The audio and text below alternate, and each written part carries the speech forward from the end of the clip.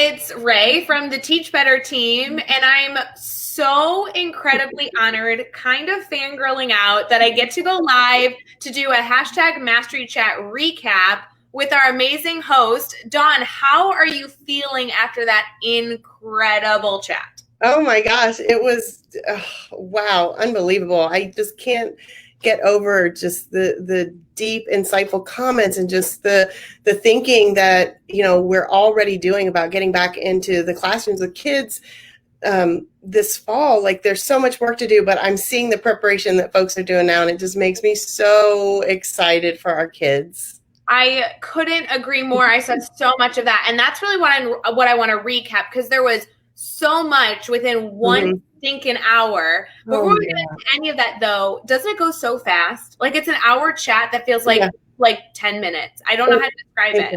It does. I agree. It did go really quickly, and just trying to there was just so much. I'm just so proud of all the work that everyone is doing, and just seeing just all of the work that everyone, in everywhere is doing to foster this anti-racism and equity work. It's all showing through, and I'm so grateful. And there were people in there from everywhere.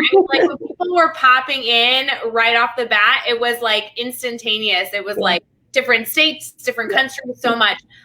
We do have people coming in now. Brad's already talking about how it was so good. I love it. I love it. Before we get into kind of the chat topic and everything else, because there's so much we want to talk through, Dawn, would you do me a favor? If people are not connected to you, which, by the way, they should be, and they're going to go connect with you now, but if they don't know everything about you, especially you have released big news recently, you literally are all over the place, but will you tell us a little bit about yourself, what you do in education, and kind of just cool things you're involved in? Absolutely, yeah. So, really, I'm just a 7 to 12 English language arts educator. Right now, I'm teaching 9th and 10th graders this fall. I'll be with some gifted 9th graders and sophomores. I've taught the junior high level. I've actually taught every grade from 7 to 12. It's pretty exciting. I like it. I do miss my middle grades, but I'm actually enjoying being back in high school again. I'm also an associate professor of teacher education at our university here, local university, Wright State, in the Dayton area. So I do spend a considerable amount of time with pre-service teachers, which I really enjoy a lot. Yes. Okay, wait. So I know we have to talk about Mastery Chat, but I think it's so great that you get to work with students by day, right? You've had all this different experience. I love my middle school kids. High school would terrify me. Bless you for teaching high school. But then also you're working with future educators, and you can do that sometimes depending on your schedule all in one day, which gives you such great perspective that you're able to then bring to your professional learning network to help others learn, which is beautiful. Yeah, it's really exciting. This fall is going to be unique too, because our campus is pretty much virtual with the pandemic and everything. So I'm actually teaching a communication arts for educators course, and it'll be interesting to teach educators to communicate virtually, right? And to evaluate and assess virtually, because that's what we're doing. So it's really going to be a great experience for them. So Juan, I bet we could talk about this for hours, because literally, I mean, that's kind of what we did tonight, right? You were talking about like typing to each other communication. Now we're live on camera on like 5 different platforms. I mean, there's so much we could dive into. But you already are getting so many comments saying that you did an amazing job. It was a great chat. Everybody loved it. Will you do me a favor? When we do this recap, it's kind of beautiful because we're streaming to 2 different spots on Facebook, YouTube, Twitter, and Twitch. So if they're watching on any of those platforms that isn't Twitter, they may not have actually participated in the chat. Maybe they did, but maybe not. And so this is a great place to like pull in those highlights, talk about the topic and all these things in between. So will you do a little summary for us? What was the topic, and what made you choose this as your focus for tonight to bring to the Teach Better family for Mastery Chat? Yeah, sure. So the topic was overcoming obstacles in bringing anti-racism education to the classroom. And it was important for me to focus on this topic tonight because educators, we know already it's difficult work, right? Just doing the prep work. I saw a lot of comments in the chat tonight about like, I'm not, there's still things I don't know, or, I promise to be honest and transparent and all those things that are important, but I'm still learning, right?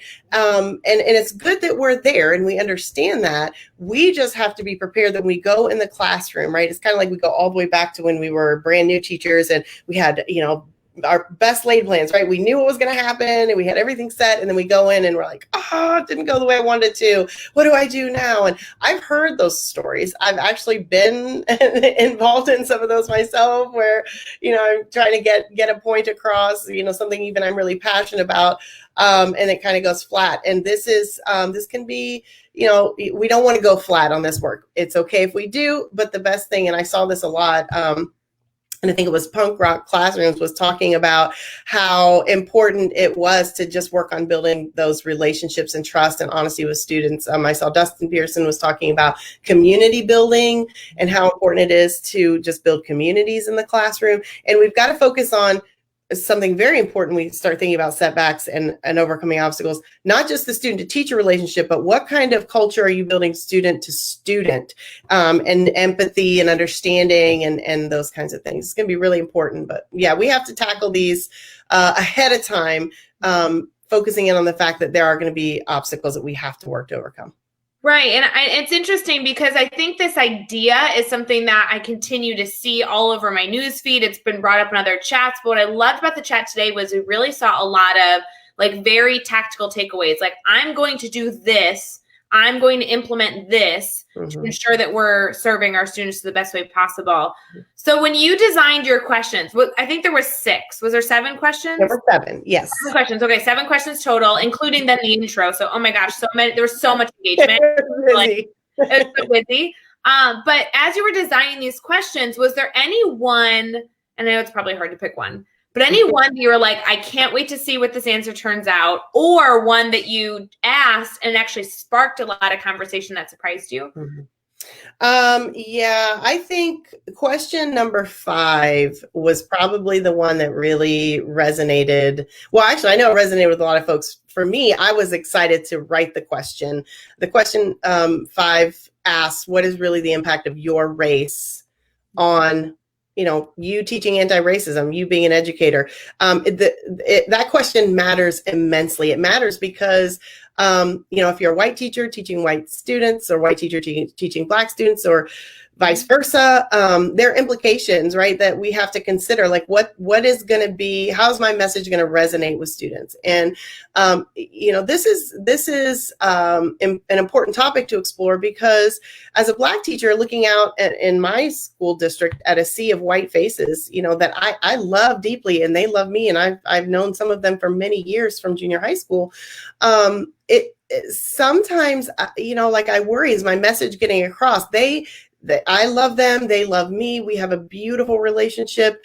But when I say things to them about, racism and what's going on, what I'm telling them is sometimes, at odds with beliefs and value systems that are present. And that's everywhere. Every teacher has to think about that. So we have to think about who we are as the educator and the message we're getting across. I said this was exciting, Ray, when I was thinking about this question last week in Dr. Bertrand's equity session in the networking event. By the way, I love her. She is amazing. I know. She's amazing.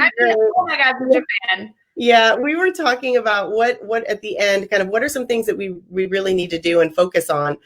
And I said this, and I won't say this often, but I said, my white educator allies, this is the time to use your privilege. When you are in front of those classrooms of students who look like you, right, your voice is so powerful in helping them to understand these very important messages about anti-racism education. And so I won't say that very much. I won't say throw your privilege around, but in this case, you have permission. No, I think that's so important to say, though, because I do think that there is a lot of discussion going on, especially in our facilitated, conversations for change that we specifically have made Mastery Chat shifting, especially to make sure that people had a safe space to ask questions and get information on this idea so that they could be better for their students this August, especially.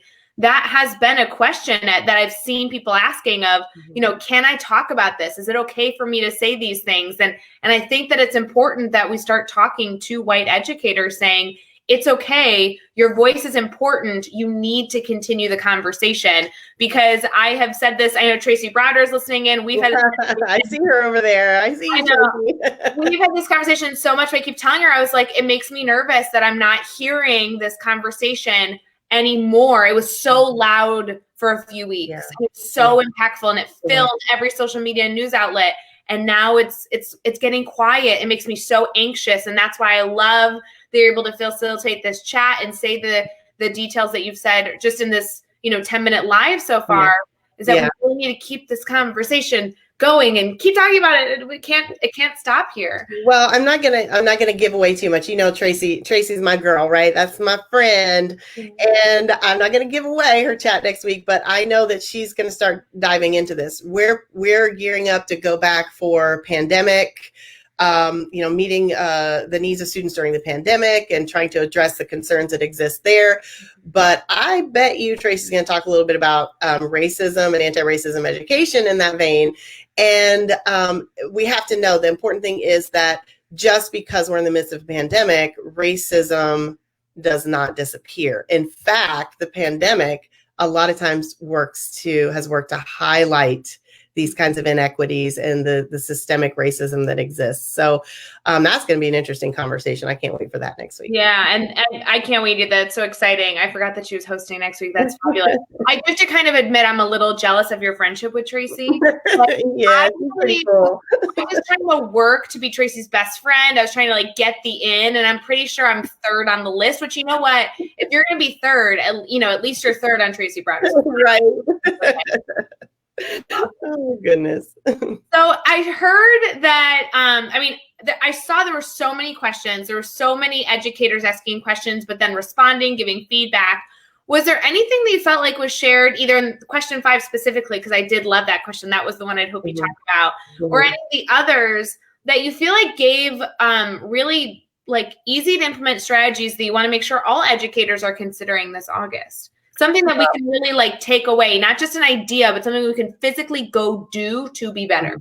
Yeah, I like that. I think really digging into that last piece about what is the mission, right? We need to go back to our buildings, and despite what we're doing individually in our classrooms, have a collective vision, mission of what we want carrying out anti-racism education to look like in our schools. And it should feel like something. It should sound like something. What is the language of anti-racism education? How do I feel when I'm in my classroom learning about it, or when I'm in my classroom teaching it? And we have to start there. It's like anything else. We build a lesson plan. We start with the objectives, right? What are we trying to accomplish? We have to do that same thing with anti-racism education. And it's been amazing just being in the conversations and other chats with administrators and teachers, and really seeing them thinking ahead to the work that they want to do. And I really think that's the most important thing, is if teachers for their own classrooms, or if administrators haven't done it yet with their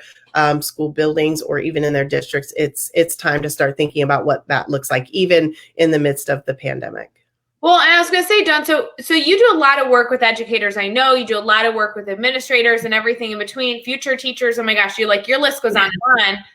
But is this something that needs to be addressed at that first Institute Day when we're welcome back into schools? I'm hearing administrators say, yeah, we're going to talk about our new COVID plan. We're going to talk about safety. We're going to talk about all these things. Does this need to be at the forefront of the conversations at the kickoff event, at the beginning of August, whenever the district starts? Yeah, I do. I think that goes without saying, that we absolutely need to be focused on that. However, right, what we've got to consider is two things. We have a lot of educators out there that haven't even started to do the work at all, right? They just are not in the conversation, for whatever reason. And we have a lot of educators who are really frightened about a lot of things as it pertains to their kids' health and their own health and the future of school. It cannot be let go, right? We've got to keep it in the forefront of conversation. So maybe the conversation at the beginning of the year is, hey, you know what? We have a lot to tackle. This is something that we need to get in, right? We all need to be thinking about this and working together to kind of develop that plan. What can administrators do now, or even teams of teachers do now to assemble themselves in maybe small groups? Tracy and I, we work with Grit Crew EDU, and our hashtag is kind of caught fire a little bit, working with the Lead Lab chat and Beth Hope and Shelley Burgess. It's been really great getting people on board with that. But if you don't have the support of the administration, it doesn't mean that you can't do it yourself, right? Teachers are so resourceful, and if you want to get something done, right, ask a teacher. And so I think we just need to start there. Don't be intimidated by the fact if you come back to school, your administrator isn't talking about it. It's okay. You can still do the work. I completely agree, Dawn. I think that's so important to highlight. And I think that it is appropriate. And that's why I did really want to make sure it was said. Of course, it shouldn't need to be said, because this should be something that's at the top of everyone's mind, and we need to continue to do the work. But I also want to make sure that it's echoed that if you're in some sort of education role at all and you haven't thought about how this is going to impact your August, whether it be with your students or your staff or district-wide or your community, this is your moment to start thinking about it. And Dawn, I loved your suggestion of, even if it's just opening up the fact that there is work to be done, and maybe you provide resources so you can really differentiate depending on where your teachers are in the building, because we're all different learners, we all have different learning styles, but it still should be something that needs to be addressed and should be put as an important factor. So I love that, Dawn. Thank you. And right now, Ray, you know this as well as anybody. We are not short on resources right now. There are so many free resources. Book studies would be a great thing to start with in your building in the fall. I think that would finding something that your team wants to read together, or finding individuals from the community who can come in and talk to teachers about those tough topics and getting them started. But it all goes back to that original discussion when things really caught fire a couple of months ago, and we were talking about, you got to get comfortable with being uncomfortable. We can't forget that, right? We've talked through it, and we've done all this work this summer, and we're going to be with kids, and we don't want to go back into the classroom and say, oh no, it's okay, we're going to make mistakes. And like I saw Tracy said over there, if you fall flat, we're going to get up and persevere, right? I saw that over there. So that's what we have to do. We can do that as long as we have those allies and that Grit Crew behind us. Yep, there it is right there. Yeah, there's been so many comments. I'm sorry, guys, as you are entering, we're just talking shop, and I'm missing all these amazing things. But like Dawn, as I'm sure you can expect, literally everybody's agreeing with you. They're celebrating you. They loved the chat. There were so many things shared. A lot of people saying they need to go back and go try other things, and book studies and everything in between. And of course, Lindsay Titus, who was live with me earlier this week and had a wonderful live session, is talking again about getting comfortable with being uncomfortable, because that's the state that we're in, and we just need to continue. Yes.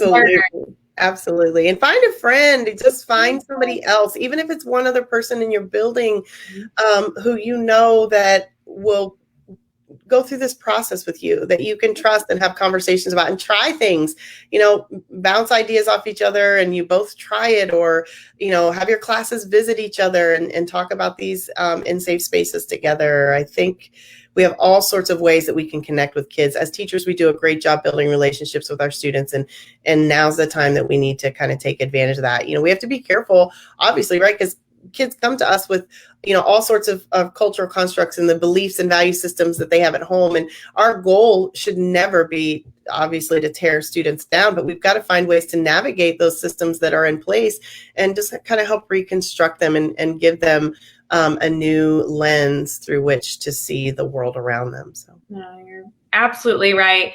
Dawn, I have a few other things I wanted to chat with you about before we end our recap. I do want to ask you, and I love asking people this at the end of Mastery Chat, because I feel like every time we host a Twitter chat, we put a lot of preparation in, we change our wording, we get the perfect 7 questions that we can possibly curate, and then we push them out to our network, and it's amazing to see how people respond. It's like a super quick hour, and you just hope that you are able to facilitate as much conversation as possible. But there's always something that you want everybody involved to at least walk away with?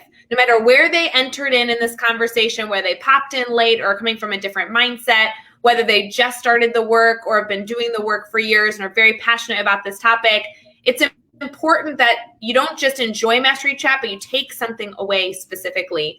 What would that have been for you for this chat? I think for me, the takeaway is that I see, so this is for the people who have been doing the work, and then for the people who have not quite yet, begun the journey, is looking within yourself, right? You have to be able to take a minute and look inside and say, what am I really feeling about the current situation, the current environment? When I think about race and racism as a white person or a Black person, and Charles Williams and I, we were chatting about the fact that we're both biracial, but at the end of the day, we're Black, right? And when we think about it, we have these dual lenses through which we can see things, but at the same time, we still are people of color. But we have to be able to look at how we perceive this situation, this current environment, and deal with that, right?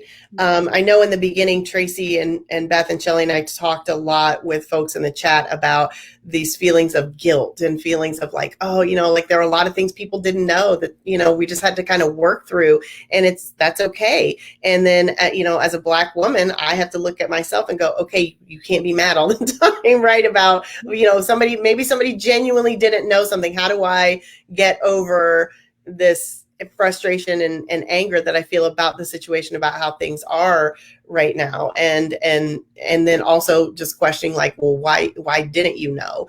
And so I think we all have to take a minute first and look inside ourselves, analyze what's there. I've seen a lot of that has happened already, right? I'm sorry, I'm peeking over there. I just saw Selena Combs. That's my sister in my building over there. Hi, Selena. Sorry, I didn't mean to get distracted. We're good. These comments are awesome. There's so many awesome faces jumping in. But yeah, Ray, I think we really just need to start with ourselves. That's any journey, right? We really need to start with ourselves, understanding who we are, what we think and feel about the situation. And that's the first step to change. So. Well, and I won't lie, Dawn. I mean, obviously, there's a lot of answers you could have given to that question, but the reality is that if you're not starting with yourself, then you're not really buying into the concept as much as we need you to. Absolutely. And so if you're able to really make it personal, if you're able to be reflective and you're able to commit to that journey, you'll go farther versus just doing it for the sake of doing it or doing it because it's popular or a hot topic right now. Like, you got to do it for you so that we can make it scalable. And that's super important. Yeah, because in the end, you'll still be unhappy, right? If you're not seeing that progress and you're still hearing the complaints and you haven't come to terms with what's going on yourself, and you're still hearing the negative conversation, by you taking time to just kind of look in, you could be kind of fostering and helping to facilitate some of that change that's going on. So, yep, we got to start there. Right here. Love it. Well, Kelsey just commented she's so sad she missed the beginning of this. Don't forget, anybody watching right now, like, we're recapping an entire hour chat. There's so many things we'll never be able to say in just this period of time here for this quick recap. So if you're interested in learning more, just head over to Twitter. Even if you make like an account, don't even set it all up. You can still read all the things of Mastery Chat and then go set up your profile later. But just search #Mastery Chat. You can see everyone's conversation from beginning to end, all 7 questions, including people saying hi and introducing themselves from around the world. You can also get full details on Mastery Chat at teachbetter.com/Mastery Chat to see who's hosting next, which is our BFF, Tracy Browder. Right. And Dawn, before we share how people can stay connected to you, because that is a must, so don't let me forget. You announced that you're working on a book, and I just want to know, would you mind sharing? Because I would love for people to have it kind of like in the back of their mind to keep their eyes out when you have a launch date. Yeah. Oh my gosh, it's so exciting. I've been working. I know. I'm like, I can't even believe it. I've been working on the writing. I said when we left from school back in March, when we left for the pandemic and we were remote teaching under quarantine, I said, I've got to take advantage of this time, right? I think a lot of people felt like, let's not come out of this with nothing. I think we're coming out of it with a lot as a society. We're coming out with so much. But it happens that I'm coming out with some writing too, which is pretty exciting. It's rough, but it's exciting to have nonetheless, and to now be really digging into refining it. I'm writing about essential practices in planning. I really enjoy curriculum design and just really digging in deep to lessons. And so I have really kind of drilled down over my 9 years in the classroom to 8 essential practices that really drive everything that I do every single day. There are 8 practices every single day for every lesson or unit plan that are involved. So it's pretty exciting. I'm kind of dropping some things out there, resources here and there, some hashtags. So you'll catch it. Just follow me on Twitter and I'll keep you up to date with what's going on. Well, obviously, we all love DBC. We're so glad that you're publishing with them, and yes. I can't wait to see what we come up with. That will be so stinking exciting. Before we end our recap today, would you mind sharing with everyone how they can stay connected to you? So obviously, this was on Twitter, so I'd love to hear you share your handle again for people who may not be connected to you yet and will be super soon, but also like anything else that they can do. Yeah, so right now, I mean, I'm on Twitter. It's kind of a funny, I'll just tell you a really quick story, Ray. I've been on Twitter. If you look at my Twitter profile, it's at dharriseds. I've been on Twitter since about, I think it says like 2014 maybe, but I haven't been on Twitter only since like this past April or something. So, you know, if somebody's ever scrolling through my profile, they'll see like nothing for like 6 years. So Twitter's kind of like my spot right now. As Tara Martin would say, it's my jam. I love it. That's easy. One-stop shop to go get all the awesome Dawn. And then obviously, like, you'll grow and continue to Oh, yeah. There's a lot coming. So stay tuned. I'm pretty excited. Well, you heard it here first, guys. She's got a lot coming. So you need to go follow her on Twitter. Stay connected to the amazing things she's doing. You're literally, I feel like you're everywhere, like on all my social media feeds. I just see all your goodness. So curate your social media feeds, everyone listening, so that you get as much fabulous information as possible. Follow the right people. Dawn is a perfect example of the right people that you need to be following. So I really appreciate that you took the time to host Mastery Chat tonight. It was a great conversation. We really appreciate you. It was. I enjoyed it so much. Thank you so much for allowing me to be part of it. These are great conversations, and we're going to continue them with Tracy next week. We are going to continue them and continue them and continue them and continue them. They're so, so, so important. So for everyone here listening live with us, we appreciate you. We hope you have an amazing rest of your night. If you're staying up to date, what's going on with the Teach Better team, Jeff Gargis and I will be live with Brianne Fennell tomorrow morning to talk about her children's book that just came out this week to celebrate her with Play Yay. And there will be more details coming out with some very exciting news after that. So definitely stay tuned. And hello, I have to mention, Dawn, I'm so sorry. We have an amazing webinar that is kicking off next week talking about creating safe spaces for students. It's completely facilitated by the amazing Evan Whitehead. He's dedicated so much time to making sure that we have a 2-week, 4-session webinar to talk about race and inequity and culture and how we're going to create the right spaces for our students in August. So to register for that, it's teachbetter.com/safe space. And that starts, oh my gosh, I think it starts Monday, not Tuesday. I think it literally starts Monday. So go register now before it's too late. And I hope you all enjoyed that as well. But Dawn, again, thank you so much. Thanks, Ray. Yes, we'll see you soon. I hope you all have a wonderful night. Bye, guys. Yeah.